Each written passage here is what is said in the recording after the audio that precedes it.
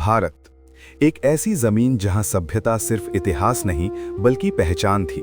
Ancient India में भारत दुनिया की सबसे एडवांस्ड सिविलाइजेशंस में से एक था। इंडस वैली सिविलाइजेशन हो या वैदिक पीरियड, यहाँ साइंस, मैथ्स, एस्ट्रोनॉमी, मेडिसिन और फिलॉसफी का ज्ञान दुनिया से काफी आगे था। नालंदा और तक्षशिला जैसे विश्वविद्यालय पूरी दुनिया के स्टूडेंट्स को अट्रैक्ट करते थे। लोग प्रकृति के साथ जीना जानते थे, राजा धर्म और न्याय के साथ शासन करते थे और समाज में संस्कार और मर्यादा का पालन होता था।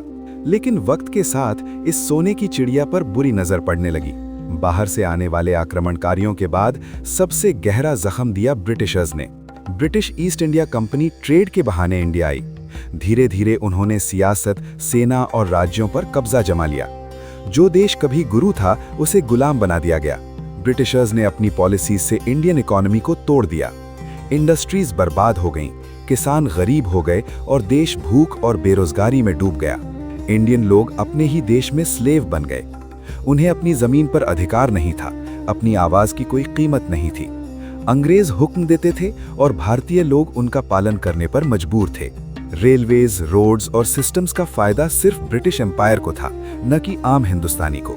डिवाइड एंड रूल की नीति ने लोगों के बीच फूट डाल दी, पर भारत की आत्मा को दबाया नहीं जा सकता था। धीरे धीरे इंडियन फ्रीडम स्ट्रगल की चिंगारी भड़कने लगी। 1857 की पहली आजादी की लड़ाई ने ब्रिटिशर्स को दिखा दिया कि भारतीय लोग चुप रहने वाले नहीं हैं। रानी लक्ष्मीबाई, मंगल पांडे, बहादुर शाह जफर जैसे वीरों ने बलिदान दिया। बाद में महात्मा गांधी ने अहिंसा और सत्याग्रह का रास्ता दिखाया। बिना तलवार उठाए, बिना खून बहाए उन्होंने ब्रिटिश हुकूमत की नींव हिला दी।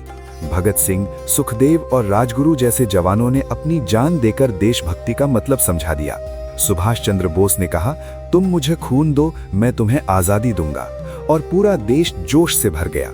ये सिर्फ एक पॉलिटिकल लड़ाई नहीं थी, ये आत्मा की लड़ाई थी। एक ऐसी लड़ाई जिसमें माँ अपने बेटे को देश के लिए भेज रही थी और बेटा मुस्कुराते हुए फांसी पर चढ़ रहा था। आखिरकार सालों के संघर्ष, बलिदान और एकता के बाद 15 अगस्त 1947 को भारत आजाद हुआ। जंजीरें टूट गईं, गुलामी का अंधेरा खत्म हुआ और एक नया सवेरा आया। पर आजादी सिर्फ मिलना काफी नहीं होता, उसे संभालना भी जरूरी होता है। आज का भारत उसी इतिहास की देन है। हमें याद रखना होगा कि हम किस मिट्टी से आए हैं, किस दर्द से गुजरे हैं और किन बलिदानों की वजह से हम आज आजाद सांस ले रहे हैं। ये कहानी सिर्फ इतिहास नहीं, ये भारत की पहचान है।